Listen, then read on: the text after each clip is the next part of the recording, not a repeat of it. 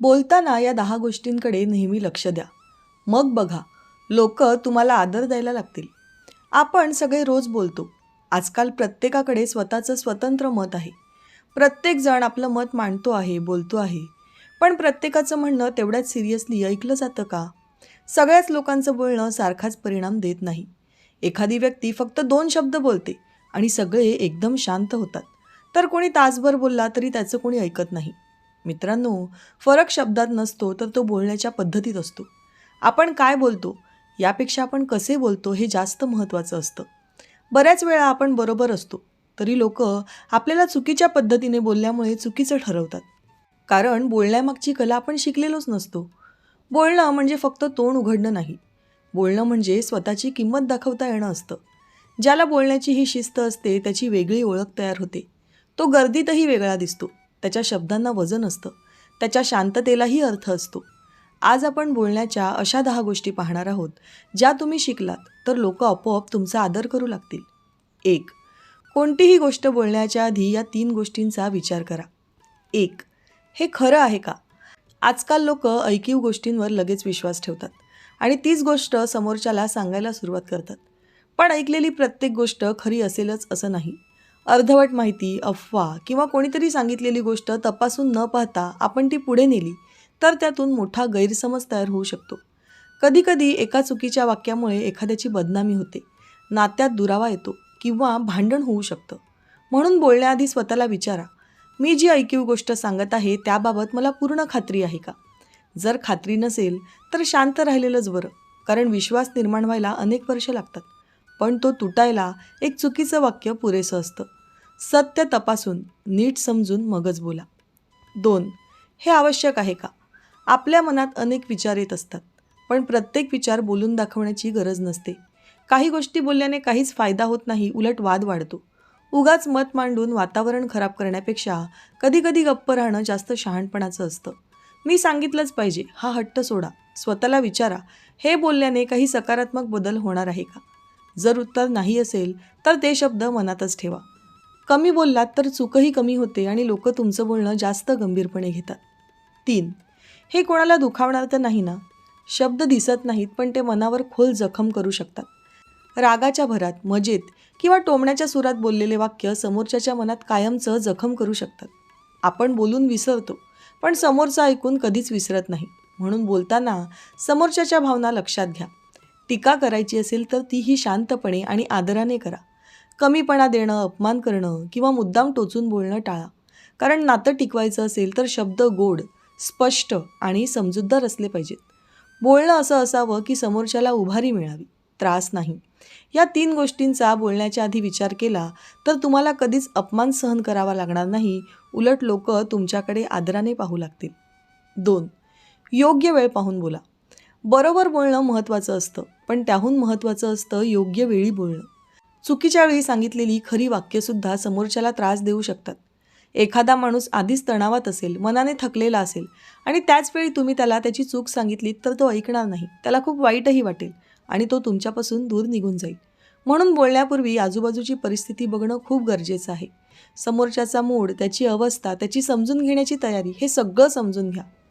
आपण अनेकदा मी तर खरं बोललो असं म्हणतो, पण खरं बोलणं आणि योग्य वेळी बोलणं यात फरक असतो.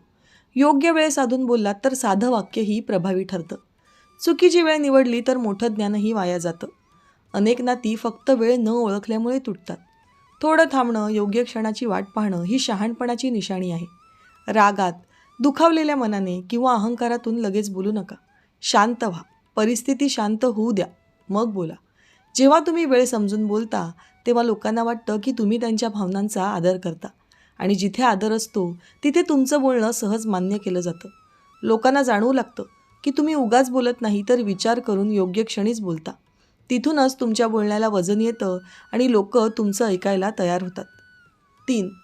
बोलताना तुमच्यात आत्मविश्वास असू द्या. शब्द बरोबर असले तरी जर आवाजात घाबरटपणा असेल तर लोक तुमचं म्हणणं गंभीरपणे ऐकत नाहीत. आपण काय बोलतो यापेक्षा आपण कसं बोलतो हे लोकांच्या जास्त लक्षात राहतं. जर तुम्ही स्वतःच आपल्या शब्दांवर खात्री नसल्यासारखे घाबरत घाबरत बोललात तर समोरचा तुमच्यावर का विश्वास ठेवेल? म्हणून बोलताना आवाज स्थिर ठेवा, घाई करू नका आणि डोळ्यात डोळे घालून बोला. आत्मविश्वास म्हणजे ओरडून बोलणं नाही, तर शांतपणे ठाम राहणं आहे. काही लोक मोठ्या आवाजात बोलतात, पण त्यात स्थिरता नसते, म्हणून त्यांचा प्रभाव पडत नाही. उलट एखादा माणूस शांत आवाजात धीर गंभीरपणे स्पष्ट बोलतो आणि सगळे त्याचं ऐकतात, कारण त्याच्या बोलण्यात घाई नसते, भीती नसते.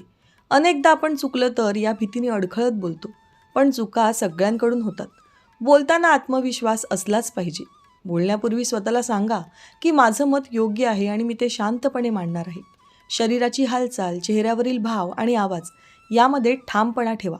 जेव्हा तुमच्या शब्दांमध्ये आणि वागण्यात एकरूपता असते, तेव्हा लोकांना तुमच्यावर विश्वास बसतो. जेव्हा लोकांना जाणवतं की तुम्ही स्वतःवर विश्वास ठेवता, तेव्हा तेही तुमच्यावर विश्वास ठेवायला लागतात. तिथूनच तुमच्या बोलण्याची खरी ताकद सुरू होते. 4. प्रत्येक प्रश्नाचं उत्तर देण्याची घाई करू नका.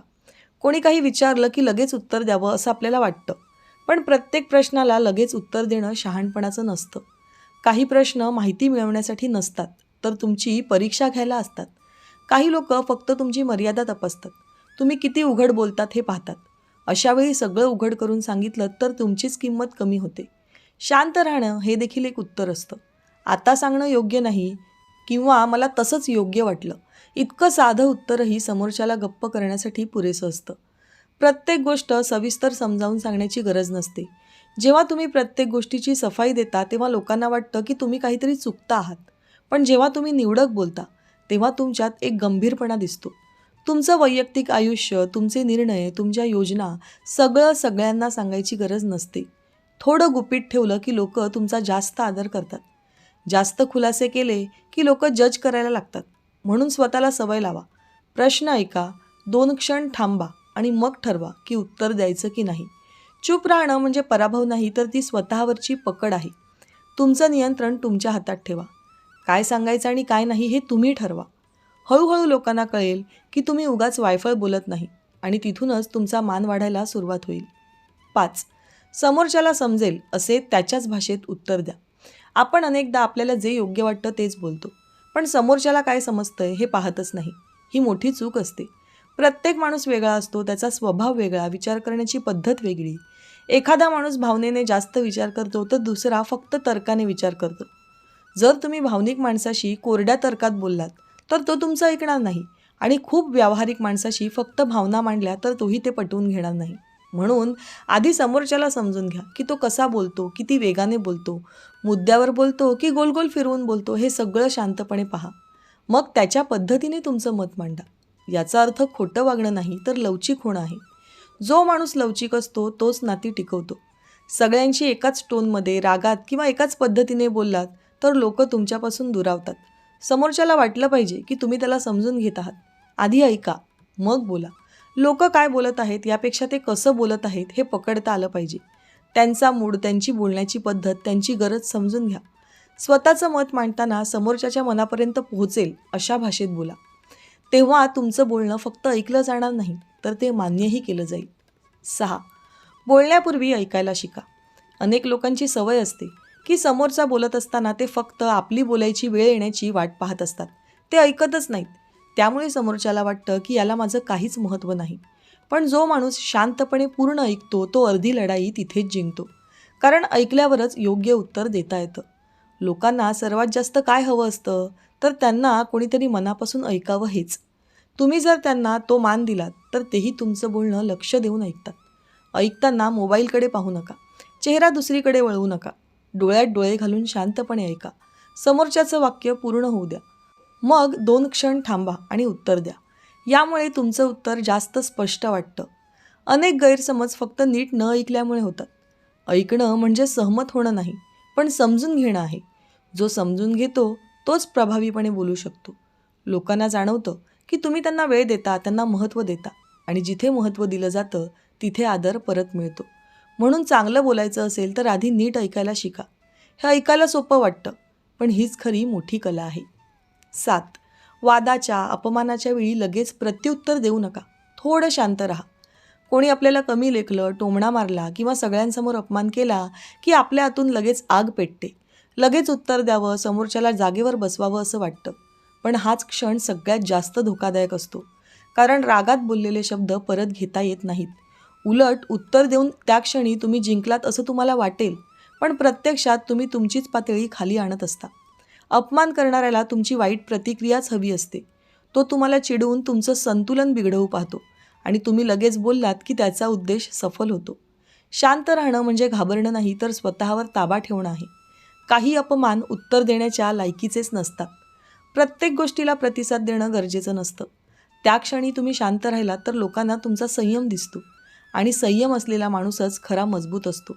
नंतर योग्य वेळ आली की तुम्ही शांतपणे ठामपणे तुमचं मत मांडू शकता. पण रागाच्या भरात बोललात तर तुमचं नुकसान जास्त होतं. स्वतःला सवय लावा. अपमान झाला, वाद झाला की आधी श्वास घ्या. 2 क्षण थांबा आणि थोडा वेळ काहीही बोलू नका. वेळ जाऊ द्या. बहुतेक वेळा समोरच्याला त्याची चूक कळते आणि लोकही पाहत असतातच की कोण कसा वागतो.